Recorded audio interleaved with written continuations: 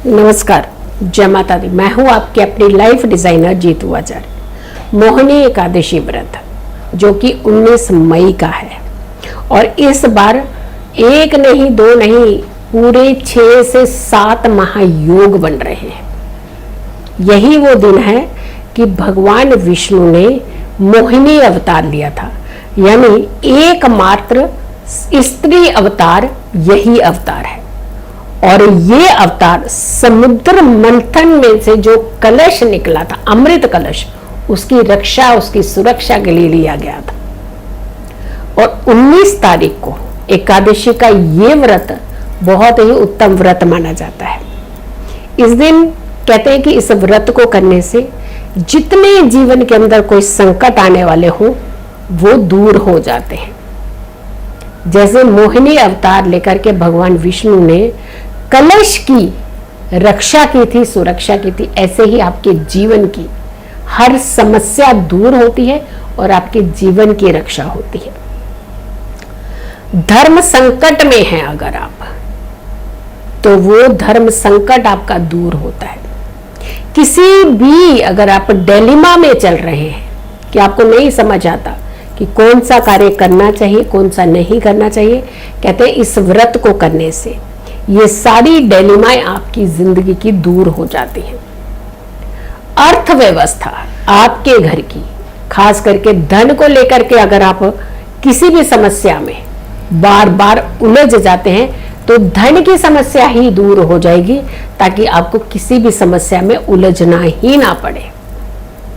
घर में सुख आते हैं इस व्रत को करने से, घर में समृद्धि आती है इस व्रत को करने से। तो 19 तारीख को ये जो व्रत रखा जाएगा, ये कई महायोगों और संयोगों का व्रत है। तो इस व्रत को करने से आपको कई लाभ मिल सकते हैं। आपके जीवन में तरक्की मिल सकती है, आपको नौकरी में लाभ मिलता है, प्रमोशन मिलती है, आपके सुख बढ़ते हैं, समृद्धि आती है और आप भाग्यशाली बनते हैं। अब आते हैं कि कौन से योग ऐसे बन रहे हैं जिससे आपको खूब सारा लाभ मिल जाएगा। सबसे पहले तो कहते हैं कि अगर सर्वार्थ सिद्ध योग मिले तो सर्व काम सिद्ध हो जाते हैं। मान लीजिए अगर आप कोई काम करना चाहते हैं, बड़े समय से रुका था, नहीं कर पा रहे थे, तो सर्वार्थ सिद्ध में ये काम तो किए जाते हैं और ऊपर से भगवान विष्णु का दिन है तो आप किसी भी कार्य को कर सकते हैं। जिन कार्यों में अक्सर आपके रुकावट आती है वो आप इस दिन कर सकते हैं। सर्वार्थ सिद्ध योग के बाद बनता है अमृत सिद्ध योग। कैसे? इस काल में अगर आप दान पुण्य करते हैं तो आपको कई गुना ज्यादा लाभ मिलता है। तो ये समय सिर्फ और सिर्फ पाने का नहीं है, ये समय कुछ डोनेट करके अपने कर्मों को सुधारने का भी है। तो दान पुण्य भी आपको इस व्रत में जरूर करना चाहिए। और एक योग बन रहा है, वो बन रहा है द्विपुष्कर योग। जैसे त्रिपुष्कर है, द्विपुष्कर योग है, इनमें कई गुना ज्यादा लाभ मिलता है। 2 गुना ज्यादा तो लाभ मिलता है, यानी एक व्रत रखा, 2 व्रतों का लाभ ले रहे हैं। एक दान किया तो 2 दान का लाभ मिल रहा है आपको। यानी ये जो समय होता है ये बड़ा विलक्षण सा समय होता है। बहुत अच्छा योग बन रहे हैं और इस योग में भी आप खूब सारे फायदे, खूब सारे अच्छे लाभ जो है वो ले सकते हैं। सिद्ध योग, हर कार्य को सिद्ध करने का योग। कितनी भी समस्याएं फेस की आपने किसी भी काम को करने में, लेकिन ये योग ऐसा है कि उस काम को दोबारा से पुनः कर लीजिए। आप देखिएगा आपको फिर से फायदा मिलेगा। क्या? साध्य योग, साध लीजिए हर चीज को, यानी हर चीज में आप निपुण होने वाले योग। यानी कोई भी आपके अंदर कमी है, रुकावटें हैं, इस समय अगर आप पूजा भक्ति करते हैं, भगवान विष्णु का स्मरण करते हैं, तो आपकी बहुत सारी समस्याओं के समाधान निकल जाते हैं। अब आइए एक ऐसी समस्या कि अगर रिश्ते सिर्फ मुख से बिगड़े हो तो बात अलग है, रिश्ते अगर दिलों से बिगड़ चुके हो तो बात कुछ और ही हो जाती है।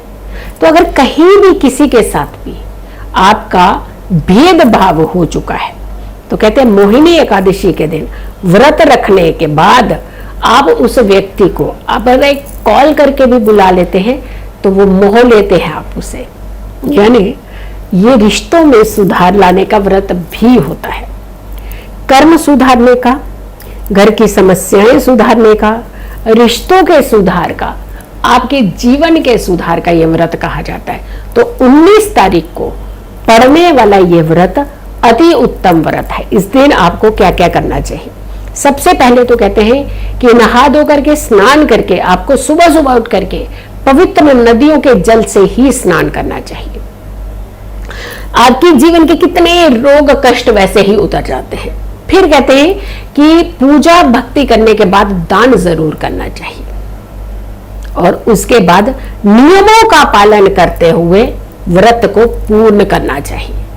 तो भक्ति जरूर करनी चाहिए। अब नियमों के पालन में तो भक्ति आती है। भगवान विष्णु का स्मरण करना चाहिए, भगवान विष्णु के मोहिनी रूप का ध्यान करना चाहिए और आपके जीवन की सारी समस्याएं जो है वो दूर होती है। सो इस आपने व्रत को जरूर करना है, भक्ति जरूर करनी है, नियमों का पालन करना है, किसी को सताना नहीं है, परेशान नहीं करना है और दिन भर भक्ति कीजिए, दिन में शयन नहीं करना है।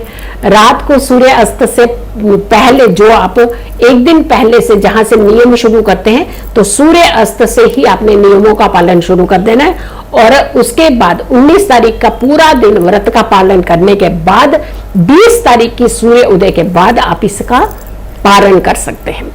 व्रत तो कीजिए, व्रत में नियमों का पालन भी कीजिए, लेकिन अगर कोई आपकी एक खास इच्छा है जो आप चाहते हैं वो इच्छा भगवान विष्णु जरूर पूरी कर दे, चाहे वो आपकी नौकरी की इच्छा हो, चाहे आपकी शादी की इच्छा हो, चाहे आपके बिजनेस बनाने की इच्छा हो, चाहे आप किसी भी तरीके की कोई इच्छा आपकी है और वो इच्छा आप किसी को नहीं बताना चाहते हैं लेकिन आप चाहते हैं कि ये जरूर पूरी हो जाए, इस दिन भगवान विष्णु का भी ध्यान कीजिए, मोहिनी रूप का भी ध्यान कीजिएगा और आपने इस उपाय को कर देना। भगवान विष्णु को आपने एक कमल का फूल लेना है और साथ के साथ लेना है एक नारियल। ये दोनों चीजें नारियल के ऊपर कमल का फूल रख करके आपने भगवान विष्णु को अर्पित करना है। अपने दिल के अंदर उस भाव को रख करके, उस इच्छा को रख करके, जो इच्छा जो आप चाहते हैं कि ये इच्छा तो जरूर पूरी हो जाए और कई समय की ये पुरानी इच्छा है वो पूरी नहीं हो रही थी, यकीन मानिए इस दिन ये उपाय करने से आपकी वो इच्छा पूरी होगी जिसकी आपने होप भी छोड़ दी होती है ना, कि उम्मीद भी छोड़ दी थी कि ये इच्छा कभी आपकी पूरी होगी, ये इच्छा आपकी पूरी होगी।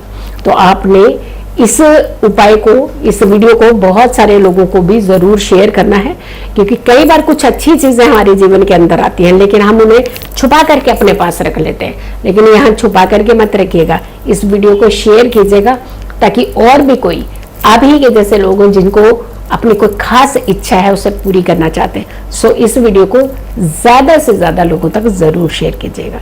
मेरी आने वाली हर वीडियो को जरूर देखें। खुश रहें, स्वस्थ रहें, पॉजिटिव रहें। पॉजिटिव रहते हैं तो हर समस्या से हम दूर रहते हैं। जल्दी हाजिर होंगे एक अच्छी वीडियो के साथ। तब तक के लिए नमस्कार, जय माता दी।